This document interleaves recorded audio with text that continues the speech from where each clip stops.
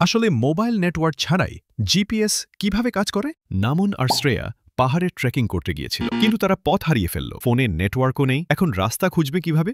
উপরন্তু অন্ধকারও নামছে। শ্রেয়া বলল, চিন্তা নেই, জিপিএস নেটওয়ার্ক ছাড়াও কাজ করে, কারণ এটা সরাসরি স্যাটেলাইট থেকে ডাটা সংগ্রহ করে। কিন্তু সমস্যাটা হলো নামনের ফোনে জিপিএস ভুল লোকেশন দেখাচ্ছে এবং বারবার সেটা বদলাচ্ছে। তখন তারা সিগন্যাল খুঁজতে ঘোরাঘুরি করতে লাগলো। পাহাড়ের চূড়ায় উঠতেই জিপিএস আবার সঠিকভাবে কাজ শুরু করল।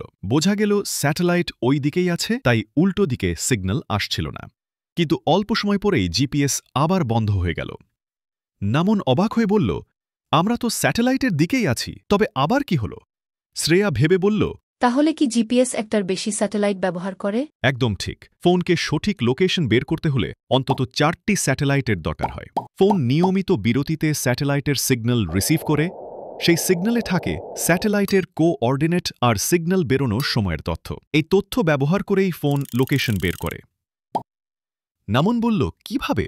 কারণ সিগন্যাল হল ইলেকট্রোম্যাগনেটিক তরঙ্গ যা আলোর বেগে ছড়ায়।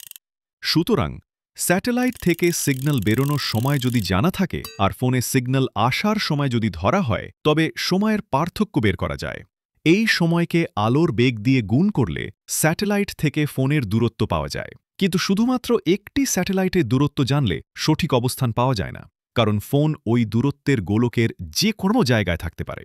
শ্রেয়া বলল, 2 স্যাটেলাইটের গোলক যেখানে ছেদ করে, সেই জায়গা হতে পারে আমাদের অবস্থান। এটা জরুরি নয় যে ছেদ বিন্দু একই অবস্থানে মিলে। অনেক সময় দুটি ছেদবিন্দু তৈরি হতে পারে, আর ফোন যে কোনো দুটি লোকেশন থেকে একটাতে থাকতে পারে। তাই তৃতীয় স্যাটেলাইট দরকার হয়, যেটা আমাদের লোকেশন একদম অ্যাকুরেটভাবে বের করতে পারে। এই 3 স্যাটেলাইটের কোঅর্ডিনেট পৃথিবীর কেন্দ্র ভালোভাবে ধরতে পারে, কিন্তু তোমার লোকেশন না। এই 3 স্যাটেলাইট তোমার দূরত্ব জানার জন্য 3টি ইকুয়েশন তৈরি করে, আর এই 3টি ইকুয়েশন সলভ করে তোমার ফোন 3 কোঅর্ডিনেট বের করে ফেলে। নমন বলল, আচ্ছা, এ কারণে জিপিএস খোলা আকাশে ভালো কাজ করে। ফোনকে অন্তত 3টি স্যাটেলাইটের সংস্পর্শে আসতে হয়। কিন্তু তুমি বললা 4 স্যাটেলাইটের দরকার পড়ে, তাহলে চতুর্থ স্যাটেলাইটের দরকার কেন? আসলে স্যাটেলাইটে অ্যাটমিক ক্লক থাকে বলে সময়ের হিসাব খুবই নিখুঁত, কিন্তু ফোনের ঘড়িতে সামান্য ত্রুটি থাকতে পারে। এজন্য একটি অতিরিক্ত ভ্যারিয়েবল ডেল্টারই হিসাব করতে হয়।